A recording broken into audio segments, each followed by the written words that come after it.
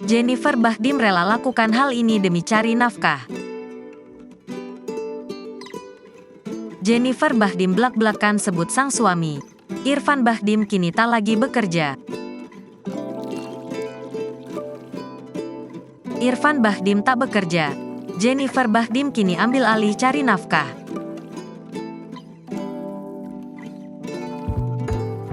Lantas bagaimana pengakuan Jennifer Bahdim soal sang suami? Diketahui, Irfan Bahdim tak lagi bergabung dengan Persis Solo setelah kontraknya habis. Irfan Bahdim pun saat ini berada di rumahnya di Bali bersama anak-anak. Sementara itu, Jennifer Bahdim yang bekerja menjadi konten kreator.